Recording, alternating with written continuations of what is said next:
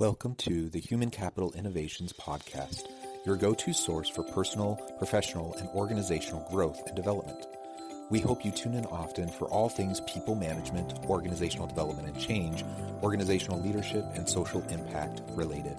Maximize your personal and organizational potential with Human Capital Innovations Podcast.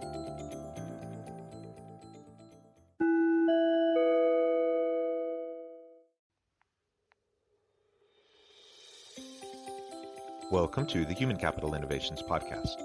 In this HCI podcast episode, I talk with Mike Acker about speaking without fear to influence others.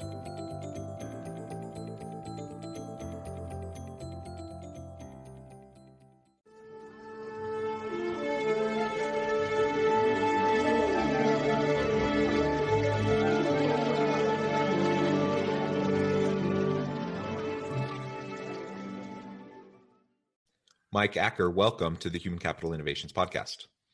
Great to be here with you, Jonathan, and looking forward to talking to your audience today. Yeah, I'm super excited. It's always fun to talk with like-minded individuals who speak and write along the lines of leadership. And you have a recent book out called Speak with No Fear. So I thought that could be the focus of our conversation today. We'll talk a little bit about your book, of course, and some of the concepts there. But generally speaking, how we can speak without fear in the workplace, and as leaders, how we can get beyond fear to better influence others and get the most out of our people in positive and sustainable ways. So that'll be the focus of our conversation today. As we get started, I just wanted to share Mike's bio with everybody. Mike Acker is an executive and communication coach, a keynote speaker, and the author of 4 books, including the best-selling Speak with No Fear, which has appeared on numerous book lists, even getting designated as the #1 book on overcoming fear of speaking on Forbes.com. Mike, anything else you would like to share with listeners by way of your background, your professional accomplishments, personal context, anything like that? It's interesting for me that a lot of people just assume that I just came out and being able to speak. But really, my history was overcoming a speech impediment as a kid, not being able to say the J sound, not being able to hear the difference between shoulder and soldier as a kid, or saying peanut butter and jelly or jam, and having to work through that to become, the spelling bees and all the different presentations I did as a kid. Then we moved to Mexico. So I understand what it's like to not speak in your main language. A lot of my clients, they're from around the world and they struggle with English sometimes. And I say, I get it. I understand that. I've been there. I know what it's like to be on stage in front of your entire class and for all of them to laugh through every single word you say, including the teacher laughing at you, and to get psychosomatic fevers so that you don't have to come to school the next day. And then to transition back to the United States and understanding how to be an American after really becoming culturally a Mexican and learning to speak in that endeavor. So if you have a speaking mistake or a leadership mistake, I've made it. I've done it for you. I think one of the sympathetic aspects of what I do is that people go, oh, if he can do it, I can do it. So I've failed. I've done all the bad things you can do, and I've learned how to get to the other side. Well, thank you for that. Thanks for providing that framing. And I think we can all relate because we all are just a hot mess of mistakes, right? We do our best, the best we can, put our best foot forward. And ultimately, there are gaffes and there are mistakes that we make. And I resonate with you. It's a bit heartbreaking to hear, about the story about school and the kids and even the teacher laughing, though that resonates with me and I can relate to it. Also going to speech as a child myself. And, there's a certain amount of confidence you gain as you face your fears and you seek to overcome those sorts of challenges to the point where you feel like, hey, I could do that. I could do this other hard thing. I could do this other hard thing. And just recognizing that those mistakes don't define you. Ultimately, you get to choose how you're going to be defined. You get to choose how you present yourself to the world. And you don't have to listen to the naysayers and the people mocking or trying to pull you down. Yeah, very true. Very true. You have to get past that. I always tell people there's 3 fears that stand in the way of you improving. There's the fear of failure. What if I'm put myself out there for the promotion and then I don't do a good job? What if I start an entrepreneurship? What if I do whatever and I fail? I do absolutely miserable. And the second fear is that fear of rejection, like what you and I are talking about. What if people don't like me? So it's not even a what if you don't do a good job. It's what if people don't like me? It's more that personal aspect. And I just would rather be liked or be unknown than potentially rejected. When I wrote the book, Speak with No Fear, one early reviewer said, "This is trash. This is garbage." I remember reading it going, really? While other people are saying how helpful it was, here's one person. And we often listen to the few naysayers in our life than the many positive people. And the third fear is just the fear of actually doing anything. It's the fear of action. And so a lot of people just don't jump, don't do it because they're afraid of even starting. And I don't know what always brings about that fear of starting. It might even go back to the other two, but there's that fear of just changing the status quo. So all of that starts with a belief that you can get past it.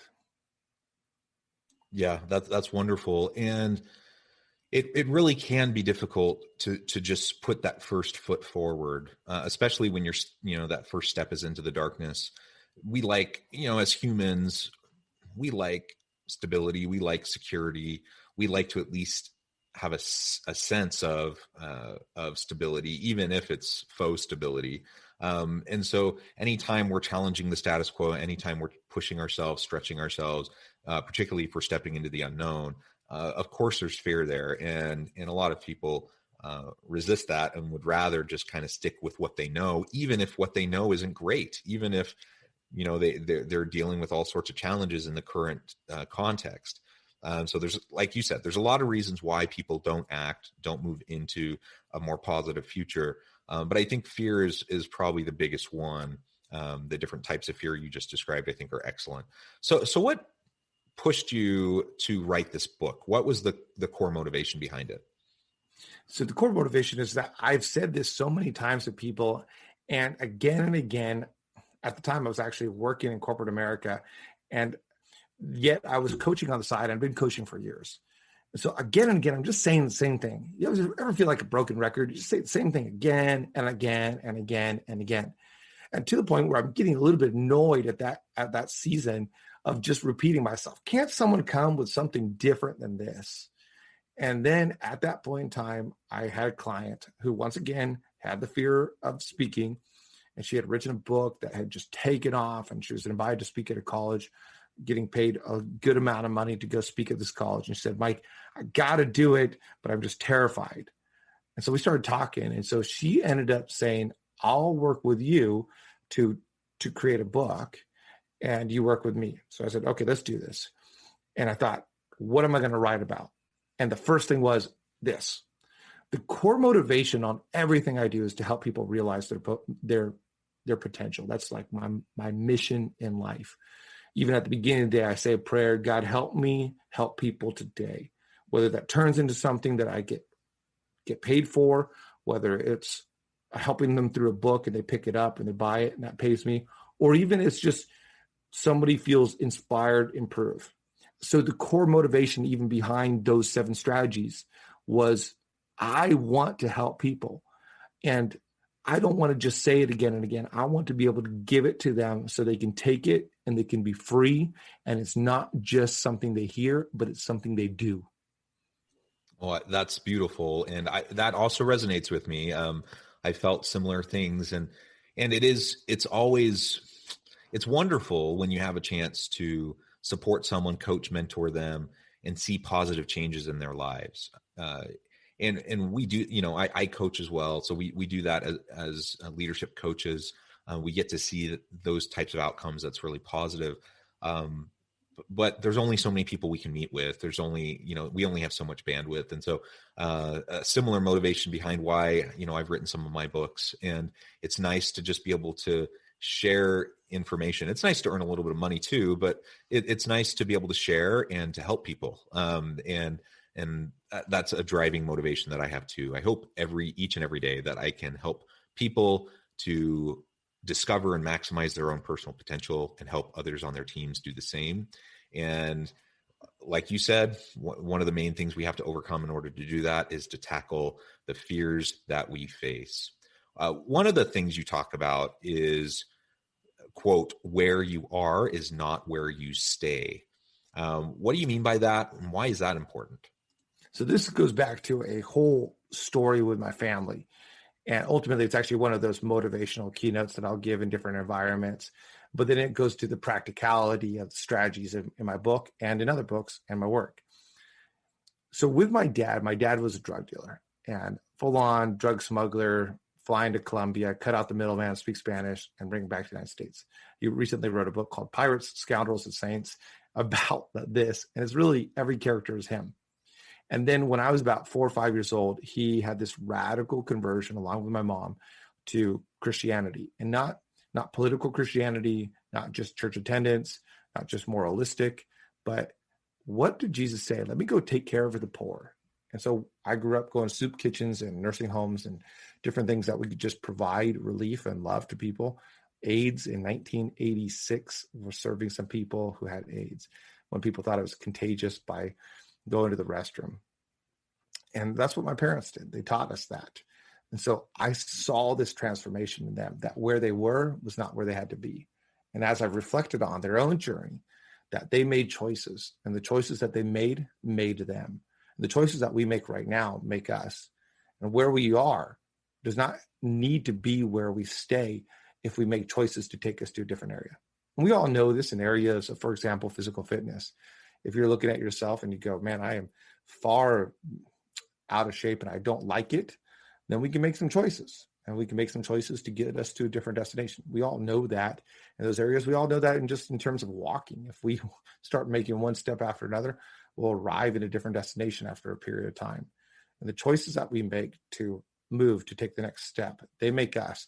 Where you are is not where you have to stay. But the reason why this is so central to public speaking is a lot of people on their first call with me, say they're signing up for a program or they're calling me about whatever it might be, or maybe it's a conference that I'm doing and I'll be talking to the event organizer. And in that conversation, people will say, can people really get there? Can I really get there? And in that question, there's doubt. I don't actually think I can. I don't think my team can improve. I don't think we can get to that destination. And if you don't believe you can get there, you're right. Henry Ford said, whether you believe you can or can't, you're right. Absolutely true. So where you are is not where you have to be. It's all about believing that you can get to a different direction, that with the right steps, doesn't happen magically, but with support, with gumption, with work ethic, with understanding, with awareness, you can get there. So if someone comes and says, Mike, can I get better? The first thing is, let's remove the doubt. You can. And now I'm going to show you how. If you work this, it will work.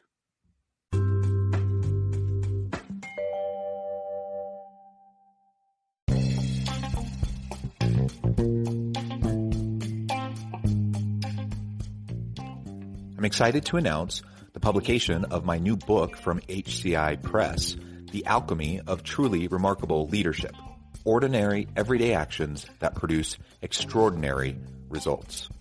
Consider how the nature of work has shifted over the past 50 years. With increased globalization, rapid technological advancement, and the shift in economic composition, the average job of today looks very different than the average job of 50 years ago. What will the jobs and organizations of tomorrow look like? Moreover, what does this all mean for organizational leaders? What are the core competencies and capabilities of organizations and their leadership that are prepared for continued disruption and geopolitical and socioeconomic shifts? Regardless of what the future holds, increasingly, leaders need to be socially minded, data-driven, decisive, champions of talent, and disruptors of the traditional notions of leadership, teams, organizations, and work. The Alchemy of Truly Remarkable Leadership will help you to explore your own leadership competencies and capabilities and consider ways to apply and implement them into your workplace and personal life.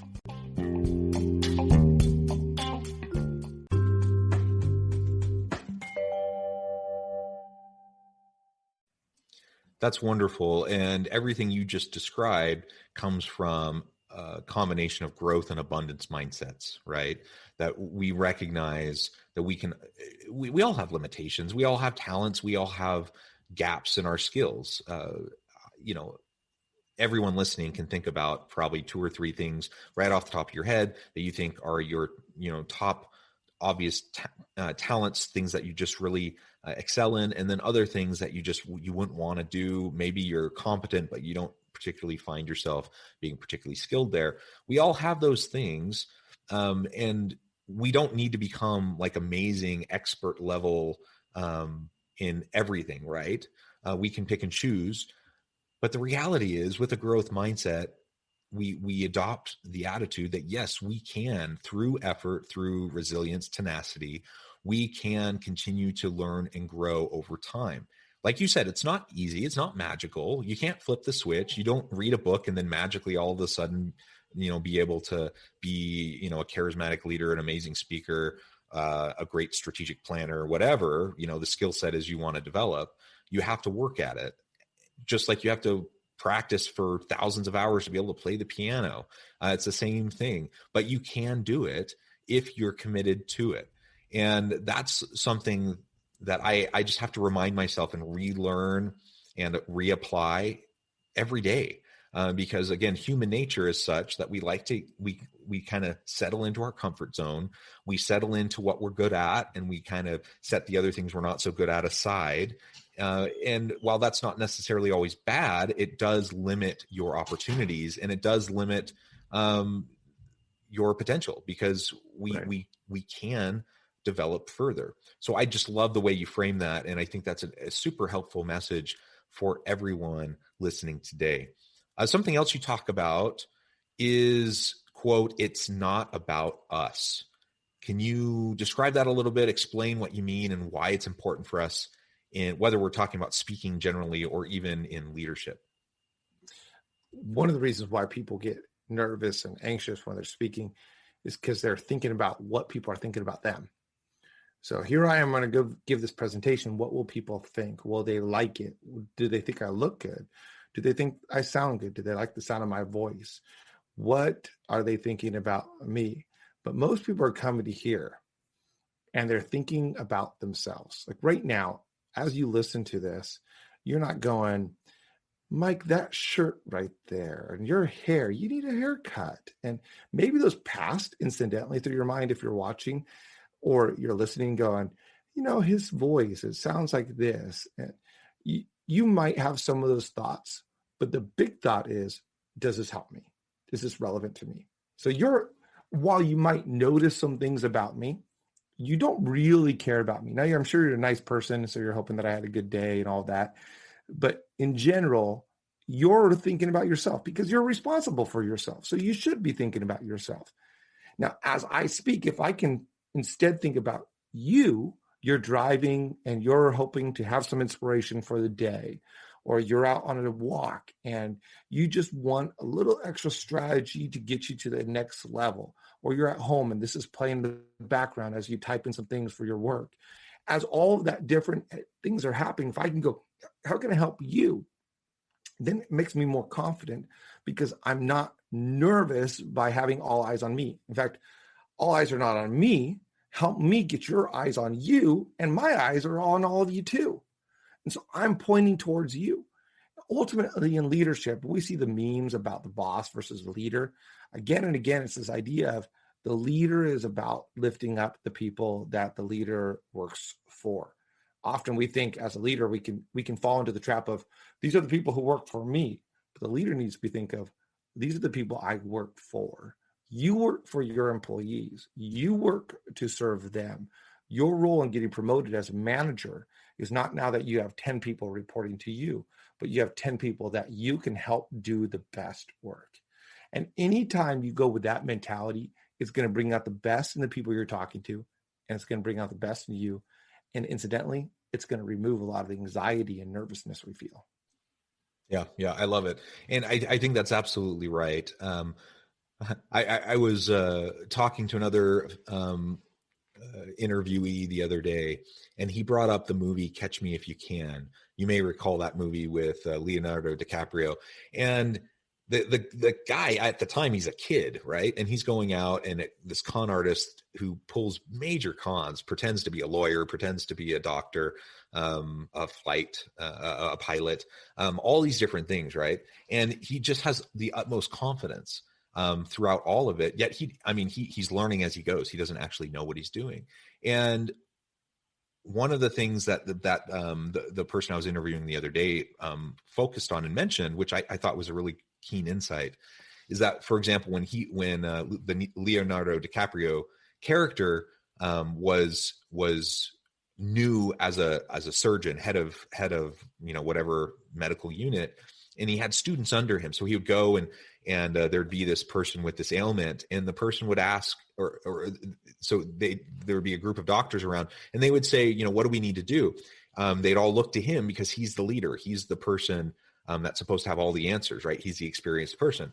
Of course, he wasn't experienced. He didn't know what he was doing. So immediately, though, he just turned the questions back on the other people in his team. And he said, well, let's analyze the situation. What would you do? How would you approach this problem? He'd get their input, and then collectively they would be able to come to a solution, and he would be able to learn. It's really fascinating to think about that. But essentially, I mean, he was a con man, of course, but essentially that's what good leaders do. They lean on the expertise of their people, recognizing they don't have all the answers. And in fact, I don't need to have all the answers. I shouldn't try to pretend like I have all the answers. And I don't need to be fearful because I don't know everything, but I can lean on the expertise of my people. And that gets right back to what you were just describing. If I have a servant leadership mentality, that I'm there to help my people become the best they can become, it takes so much pressure off of you to be the expert of everything, the one with all the answers to everything. Rather, you're there to help ask the right questions, to help encourage others to grow and develop themselves, like you just said. I think that's beautiful. And when you talk about the notion of it's not about you, that's absolutely true. I remember even back into my teenage years having some of my first public speaking experiences. And at some point, I can't remember who it was, but somebody essentially told me that exact same thing. Like, it's not about you. Nobody cares. Nobody cares. If you completely mess up and completely embarrass yourself, nobody's going to care. Nobody's going to remember. Like, people are focused on other things. And I was like, really? And sure enough, I went and I did what I needed to do. And then I walked away, and people said, good job. And then they forgot about it. Right. And they went on and they went on with their day. And that was so freeing when I realized that at that age. And ever since then, like, I'm not the best speaker. I say dumb stuff. Sometimes I say nonsensical things. Sometimes I say something, put my foot in my mouth, and I afterwards I'm like, oh, I cannot believe I said that, or I said it that way, or whatever. The bottom line is I'm trying and I'm learning as I go, and people are forgiving as long as you're trying. And then if you make a mistake, you acknowledge it and ask forgiveness and move on. Right. Yeah, absolutely. It's so interesting when you think about any time that you watch like a theater, if someone pauses and forgets their line, your thought almost always, unless you're just a irreverent jerk, your thought is almost like, oh no, I hope they remember. Come on, you can do it. You can do it. And the audience really wants the best for them. And you know why they want the best for you? Because it produces the best for them. The audience wants the best for you because it produces the best for them. I want you to remember the line so that you can entertain me and not make me feel awkward. It's like flying a plane. I write about this in the book, and in the same chapter on it's not about you. We want people to succeed. No matter if I met a pilot and I thought he was the biggest jerk ever, and I thought, I hope you get what's coming to you. The moment we're on the plane, I want the best for that pilot. And when we're speaking, when we're leading, we're a pilot. And no matter if people like us off stage, they want us to succeed when we're on. Yeah, absolutely. Maybe one more area to focus on as we wrap up today. We have just a few more minutes. You also talk about, just taking time to pause, smile, breathe. Why is that so important? It's a simple thing, yet it can have big outcomes. So why is that something that we should focus on? And if you want to get better in basketball, learn how to dribble. It's going to help your entire game. And a lot of people are looking for complicated answers to something simple. If you want to get better in speaking, learn how to smile. It makes you more confident, makes you look more confident, makes you feel better, releases neuropeptides into your system, and increasing the sense of happiness and at peace. Breathing, breath is air. A lot of speakers, they tighten their breath and then all of a sudden they're like talking like this. But if you have a good breath off stage and you bring it on stage, you're going to be at peace, because we all know that a good breath can clear cobwebs, can really make us feel at peace. And pause. If you want to get rid of those fillers, pause. It actually creates a moment where people want to lean into. So these are 3 things I say again and again and again. I don't know how many times I've said them, hundreds and hundreds of times now. Of course, they're in my books as well. But smile, pause, breathe. It's great if you buy a book that you can get better at, and lots of books. There's lots of great books out there. Great to sign up for a program. Great to take a class. But if you want it free, smile, pause, and breathe. Yeah, and it's simple. Anyone can do it. We all can improve when it comes to public speaking. And one of the things that I just really like about your work is it's applicable to all of us, because all of us have opportunities to lead, influence, and teach others, whether we're formally in a leadership role or not. I don't have to be in a formal hierarchical position within the organization to have influence on those around me and to be persuasive. And a lot of that comes back to just good speaking habits, and tackling those fears is a big piece of that. So if I want to be a successful leader, again, people don't expect perfection out of me. I'm not going to do everything perfect. I'm going to make mistakes. I'm going to say dumb things. The question isn't whether I'm going to do everything right all the time or not. The question is, do I have the confidence to get beyond the fears that I have and do the hard, consistent work of trying to communicate with and influence those around me to generate buy-in and to help everyone, more or less get on the same page so we can move in a common direction together to collaborate and bring about great outcomes for individuals, teams, and organizations. That's not easy to do, but it's also not rocket science. And as long as you're consistent and just focus on the little things like smiling, breathing, pausing, those things will make a big difference. And a natural byproduct of it is, like you said, people lean into the silence because they're intrigued. It also means you're not talking, so someone else can feel free to talk, so you can listen more, which probably we need to do a lot more of as leaders anyways. And ultimately, it can be a win-win-win all the way around. Well, Mike, it has been a real pleasure talking with you today. I notice our time is almost up, but I want to be respectful of your time. But before we close, I wanted to give you a chance to share with listeners how they can get connected with you, find out more about your work, your books, and then give us the final word on the topic for today. Yeah. MikeAcker.com. That's a resting place of a lot of the different work that I do. I am all over the internet. So if you Google me or you go to Amazon and type in Mike Acker, you can find that new release of the second edition of my book. Ultimately, it all starts with belief. If you believe that you can do it, and you have the support, and you have the resources, and you have some kind of foundation for that belief, then you can. If you don't have the foundation and you don't have the belief, you're not going to go anywhere. So tie that foundation and that belief together. Get the tools, the foundational resources that you need to do it, and then arm yourself with the right mindset so that you can see the success that you dream of. Perfect. Thank you so much, Mike. It has been a real pleasure. I encourage listeners to reach out, get connected, find out more about what Mike can do for you. Check out the books, so many great resources.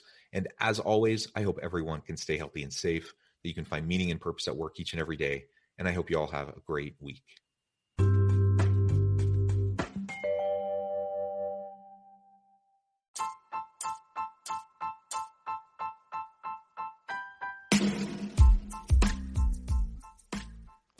We are excited about the launch of HCI's new magazine, Human Capital Leadership.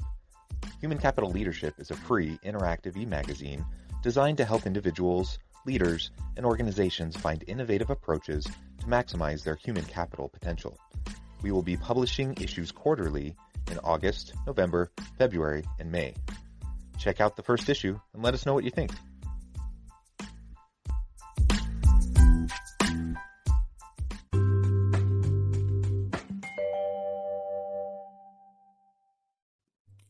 Thanks again for joining us for this episode of the Human Capital Innovations Podcast.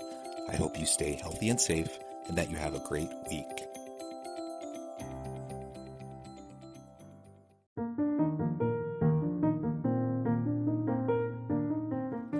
Check out our new weekly LinkedIn newsletter, Alchemizing Human Capital, exploring industry trends via original research and interviews with executives and thought leaders from across the globe.